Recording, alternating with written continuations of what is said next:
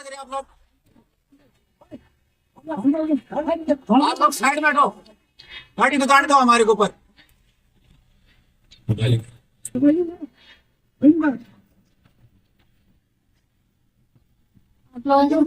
को साइड कीजिए हमारे को। ये देखो पक पक कर सकता है। एक तरफ आम कुकी मिलिटेंट्स, दूसरी तरफ निहत थे मेरा बाईपीस के बारे में बाद में डिस्कस करते हैं। पहले अपने प्यारे दोस्तों को नमस्कार और सारे देशवासियों को मणिपुर से ढेर सारा प्यार। दोस्तों, पिछले वीडियो में हमने देखा कि मणिपुर वायलेंस कैसे शुरू हुआ था। अगर आप उस वीडियो को देखना चाहते हैं तो आई बटन पे क्लिक करके जरूर देखिएगा।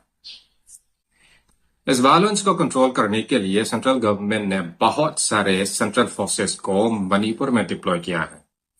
मोर than 50,000 personnels of central security forces. Violence के पहले से भी असम राइफल्स के 20 बटालियन ऑलरेडी यहाँ पे थे, so there is more than enough. Manipur के लोगों को लगा कि वायलेंस बहुत ही जल्द खत्म होगा, यहाँ पे शांति का माहौल जल्द ही आने वाला है। मगर अफसोस 14 महीने के बाद भी हम वही के वही हैं। No stopping of violence. We are still stuck and we feel like it's not gonna end anytime soon. अब सवाल यह उठता है कि मणिपुर के लोग ऐसा क्यों सोचने लगे कि यह वायलेंस जल्द ही खत्म होने वाला नहीं है। आज के इस वीडियो में हम डिस्कस करेंगे कुछ ऐसे सवाल जो मणिपुर के मेइटे कम्युनिटी के लोगों के दिमाग में केमिकल लोचा पैदा कर रहे हैं।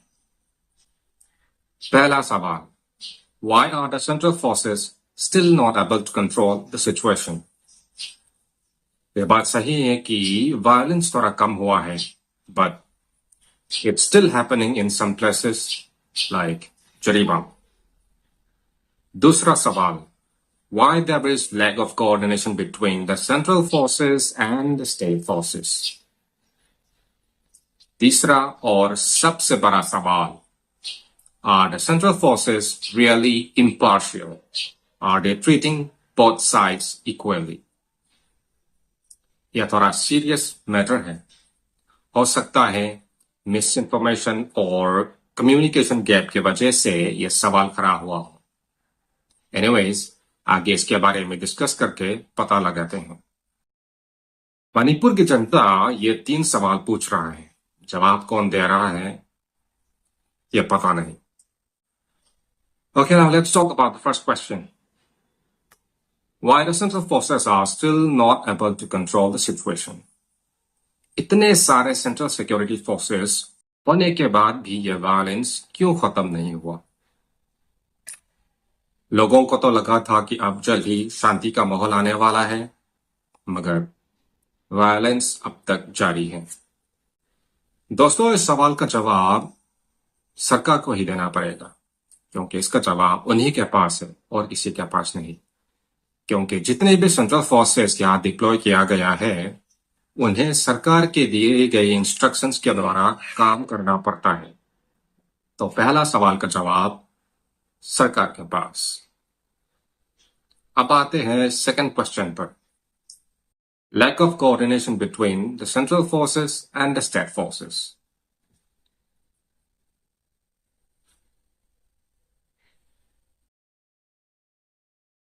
दोस्तों, ये इंसिडेंट 2 जून 2023 में कक्चिंग डिस्ट्रिक्ट के सुगनू पुलिस स्टेशन के सामने हुआ था।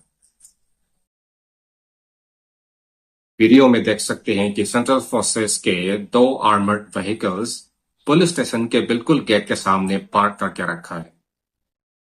किसी के गेट के ठीक सामने गाड़ी पार्क करने का मतलब है जो भी अंदर है उसको बाहर नहीं आने देना, मतलब रास्ता रोकना।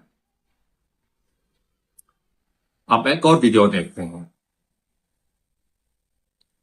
दोस्तों, यह हादसा 6 अगस्त 2023 को हुआ था।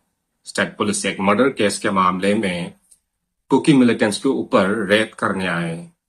तब 9th असम राइफल्स के जवानों ने स्टेट पुलिस का रास्ता रोक रखा था। असम राइफल्स का कहना था कि they were just following orders not to let anyone cross the buffer zone from either sides. State police को तो रोका, मगर कुकी मिलिटेंट्स को कैसे वही बफर जोन क्रॉस करने दिया।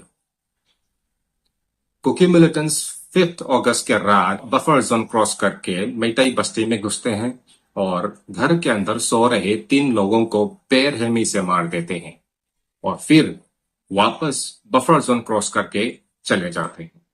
But how? How did they cross the buffer zone guarded by Assam Rifles? अगले दिन सवेरे जब पुलिस आते हैं तो पुलिस को जाने नहीं देते। ये सब होने के बाद क्या मैतेई लोग असम राइफल्स पे भरोसा रखेंगे या नहीं, ये आप लोग देख लीजिए। These are the photos of the 3 deceased persons. They were slaughtered like animals. Look at the brutality. तो इन दोनों वीडियोस में आपने देखा कि स्टेट पुलिस और सेंट्रल फोर्सेस के बीच लैक ऑफ कोऑर्डिनेशन है।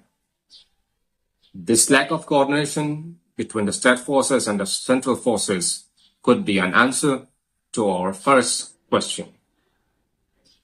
हो सकता है इसी लैक ऑफ कोऑर्डिनेशन के वजह से वायलेंस को अब तक कंट्रोल नहीं कर पाए। Everything is in confusion. There's a saying, if you can't convince them, confuse them. मुझे तो लगता है ऐसा ही कुछ कर रहा है सरकार हमारे ऊपर। अब आते हैं आखिरी सवाल पर। Are the central forces really impartial? दोस्तों, ये आखिरी सवाल पहले के 2 सवालों के वजह से खड़ा हुआ है। अब तक सरकार जनता को कंफ्यूज करते आ रहे हैं। स्टेट और सेंट्रल फोर्सेस साथ मिलकर काम नहीं करते। सेंट्रल फोर्सेस स्टेट फोर्सेस का रास्ता रोकते हैं। जहां तक मुझे पता है, स्टेट का law and order state police की रेस्पॉन्सिबिलिटी होती है, लेकिन जब कोई एक्सटर्नल एग्रेशन या इंटरनल डिस्टर्बेंस आते हैं तो सेंट्रल फोर्सेस को लॉ एंड ऑर्डर मेंटेन करने में स्टेट को असिस्ट करना पड़ता है। आर्मी या सेंट्रल फोर्सेस एक स्टेट का law and order situation directly handle तब करता है जब स्टेट में प्रेसिडेंट रूल होता है, लेकिन मणिपुर में प्रेसिडेंट रूल तो नहीं है।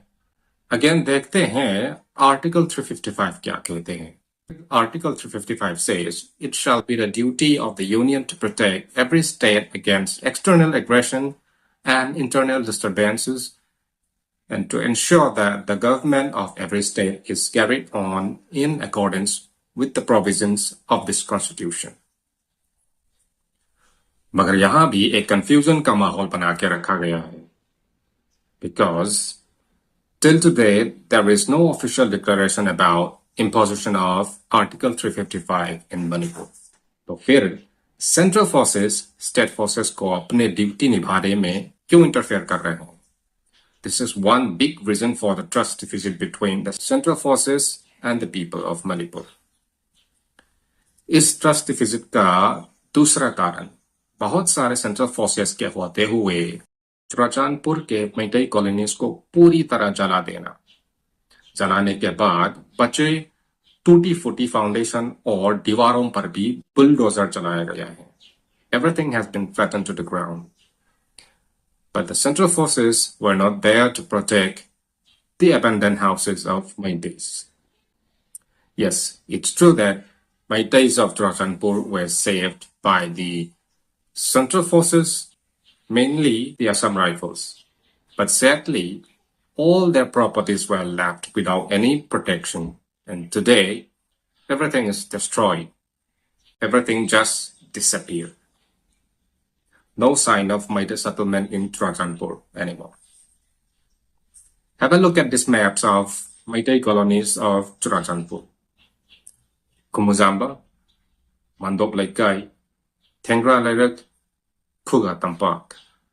ये जो खाली जगह दिख रहे हैं, पहले इनमें बहुत सारे मैतेईस के घर हुआ करते थे, लेकिन अब धूल और मिट्टी के अलावा कुछ नहीं बचा है। मगर दूसरी तरफ इम्फाल में जितने भी कुकी कॉलोनीज हैं, they are all protected by the central forces from the very first day of this conflict.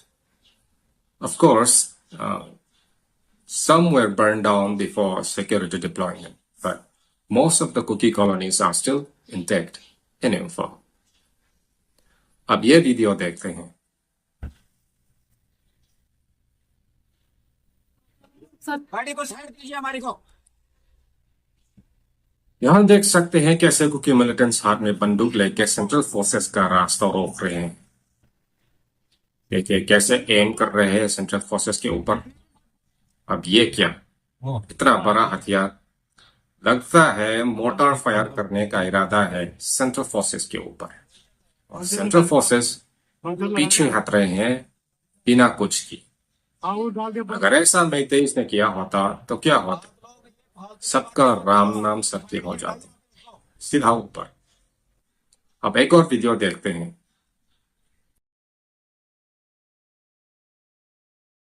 दोस्तों, ये हादसा बिष्णुपुर डिस्ट्रिक्ट के कुंभी एरिया में हुआ था। सेंट्रल फोर्सेस ने कुछ मैतेई विलेज वॉलंटियर्स को पकड़ा।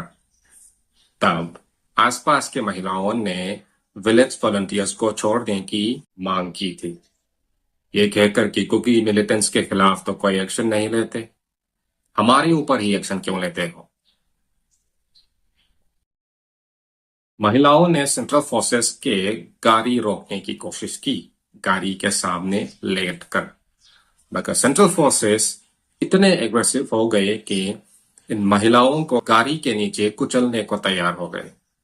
Soft on Kukis and aggressive against the मैतेईस।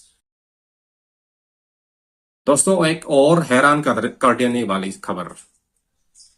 RAF के 3 जवानों ने इम्फाल में एक दुकान जलाने की कोशिश की। पता नहीं उनका इरादा क्या था, शायद भूत सवार थे उनके ऊपर। दोस्तों, दुकान का मालिक एक नागा था and the shop was rented to a Muslim. अगर वो दुकान जल जाते तो क्या होता, इल्जाम आते मैतेईस के ऊपर, और फिर मैतेईस, नागा और मुस्लिम के बीच वायलेंस शुरू हो जाते। क्या मास्टर स्ट्रोक थे, एक तीर 3 निशाने। So because of all these reasons, Meiteis have lost their confidence over the central forces, especially the Assam rifles. इस वजह से मैतेईस ने सेंट्रल फोर्सेस के खिलाफ आवाज उठाना शुरू किया। मैतेईस ने असम राइफल को मणिपुर से हटाने की मांग भी की। मगर मैं आज इस वीडियो के माध्यम से अपने मैतेई समाज को यह अपील करना चाहता हूं कि अगर आवाज उठाना है तो सरकार के खिलाफ उठाना चाहिए, सेंट्रल फोर्सेस के खिलाफ नहीं, क्योंकि सेंट्रल फोर्सेस जो भी कर रहा है, सही या गलत, वो सरकार के कहने पर ही कर रहा है। सरकार सेंट्रल फोर्सेस को ऑर्डर देते हैं और सेंट्रल फोर्सेस को ऑर्डर फॉलो करना पड़ता है।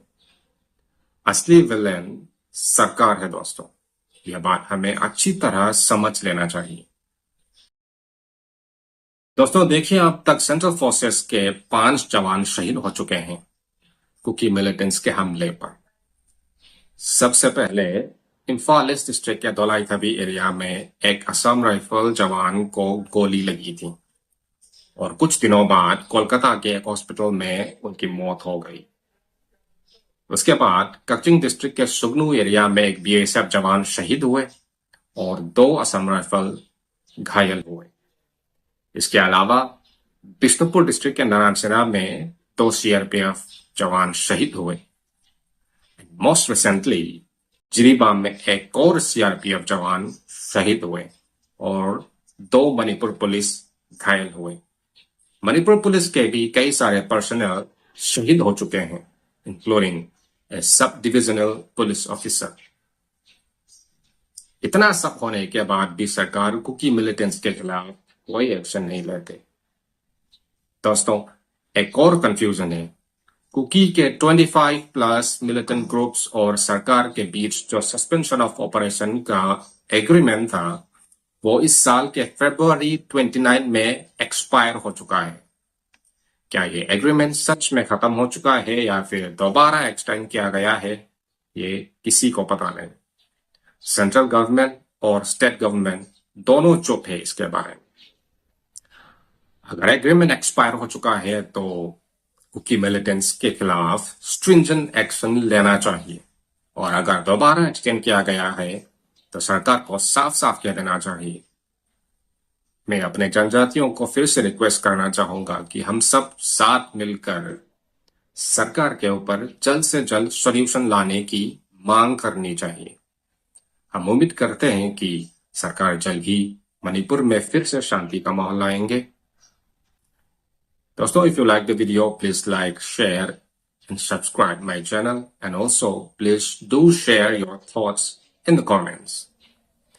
बहुत जल्द एक नई वीडियो में आपसे फिर मिलेंगे। तब तक के लिए जय हिंद, मणिपुरी माना, जय फरे।